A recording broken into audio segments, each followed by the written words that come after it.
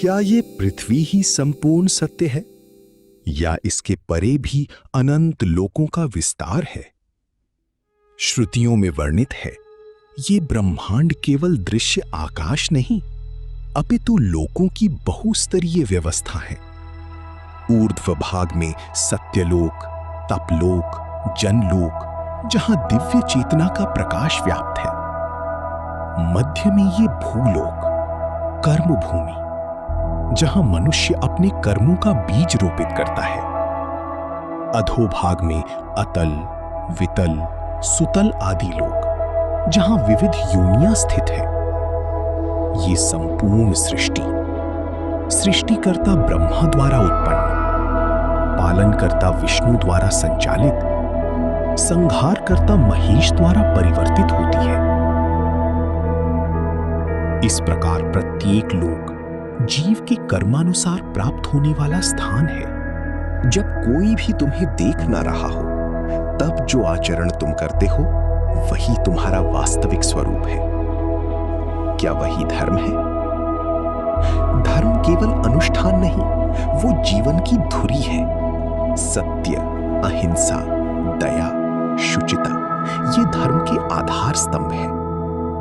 जो प्राणी अपने कर्तव्य का पालन करता है, जो किसी को पीड़ा नहीं देता, जो सत्य का आश्रय लेता है, वही धर्म मार्ग पर स्थित होता है।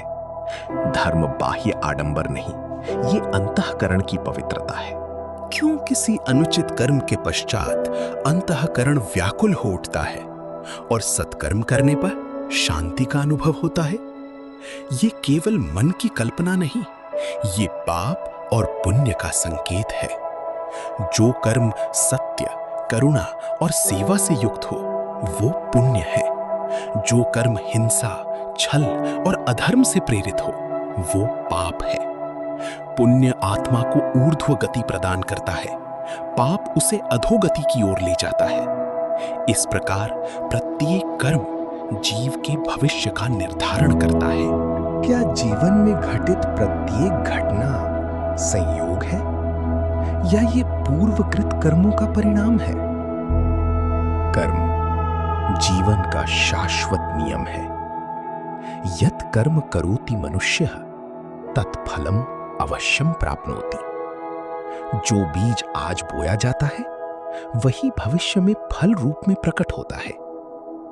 यदि इस जन्म में कर्म अपूर्ण रह जाते हैं, तो जीव पुनर्जन्म धारण करता है। इस प्रकार जन्म और मृत्यु का चक्र चलता रहता है, जब तक आत्मा समस्त कर्मों से मुक्त न हो जाए। और जब ये मुक्ति प्राप्त होती है, तभी मोक्ष की प्राप्ति होती है। नेक्स्ट वीडियो में हम बात करेंगे गरुड़ पुराण के प्रेत खंड के बारे में। अगर वीडियो पसंद आई हो तो लाइक एंड सब्सक्राइब जरूर करें।